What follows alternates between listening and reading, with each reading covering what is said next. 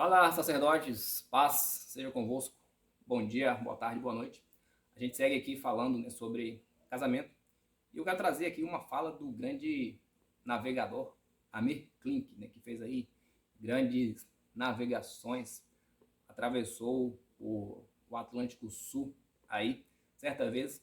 E certa vez, em uma entrevista, né, entrevistado sobre os riscos, né, das grandes tempestades aí em alto mar e como sobreviver a isso e tudo mais, Amir Klink disse o seguinte, que na verdade os grandes navegadores, o que diferencia os grandes navegadores é que eles estão atentos às pequenas ondas, porque são as pequenas ondas que fazem o navio afundar, que pequenas ondas causam grandes estragos, né?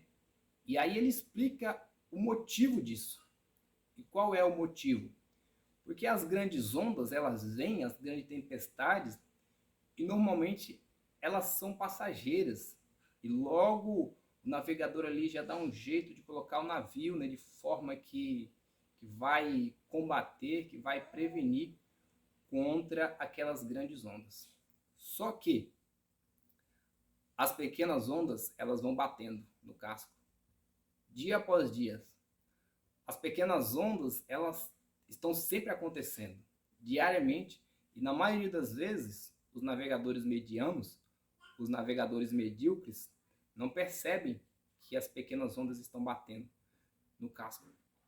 E elas começam ocasionando pequenos estragos ali no casco da embarcação. Mas de pouquinho em pouquinho, esses pequenos estragos que é ocasionado ali no casco da embarcação vai crescendo de tamanho, vai aumentando proporcionalmente. E aí, por falta de cuidado, por falta de reparo, esse estrago que começa pequeno, ele aumenta e fica gigantesco até ao ponto de fazer o navio afundar. Então, segundo Amir Klink, são as pequenas ondas que causam grandes estragos nos navios, nas embarcações, de pouco em pouco, pela negligência de se reparar dia após dia esse esses pequenos estragos ocasionados ali na embarcação. Mas o que isso tem a ver com casamento? Calma que eu já te explico. Porque qual é a situação? O número de divórcio, o número de separação cresce assustadoramente no Brasil. E hoje o número de divórcio de não cristãos é o mesmo número praticamente de divórcio entre cristãos. E quando a gente vai observar, na maioria desses divórcios, na maioria dessas separações, o que acontece? Normalmente se começou com um probleminha bem pequenininho, lá no início da relação, ou em algum ponto da relação, houve esse problema, houve essa situação, né?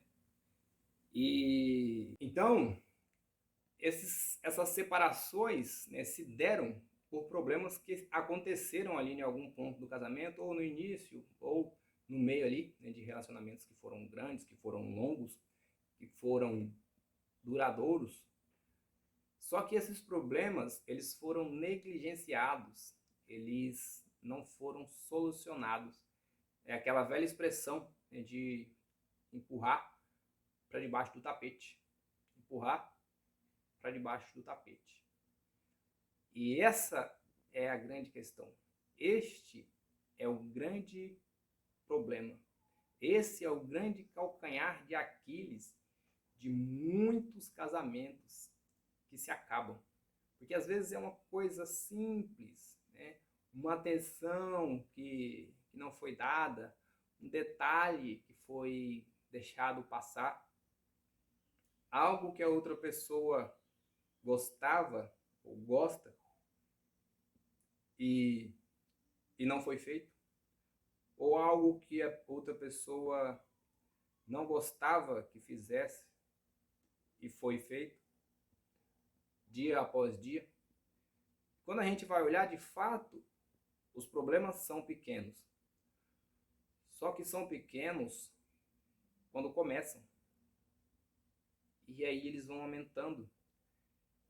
E se não resolvidos, eles vão também se somando aos demais problemas que chegam. Eu costumo dizer que se você não matar uma lagartixa, essa lagartixa vai virar um crocodilo. E pior, que como é um crocodilo virado de uma lagartixa, ele sobe na parede. Então essa é a situação. Vou usar uma metáfora aqui que talvez quem mora nas grandes cidades nunca passou, mas quem já viveu no sítio, já passou pelo sítio, vai saber. Que é quando você perde ali, principalmente perto da casa ou dentro da casa, uma cobra, ou um escorpião, uma aranha caranguejeira, que você tentou matar, e aí se escondeu de alguma forma, se escondeu ali de algum jeito, e você não conseguiu matar. E aí o que acontece? Depois você não consegue dormir à noite, preocupado com aquilo. E o meu conselho é que nós tenhamos essa mesma preocupação com os problemas que surgem no nosso relacionamento, no nosso casamento. Por quê? Porque é inevitável que surjam esses problemas. É inevitável. A gente queria que não fosse assim, mas não é.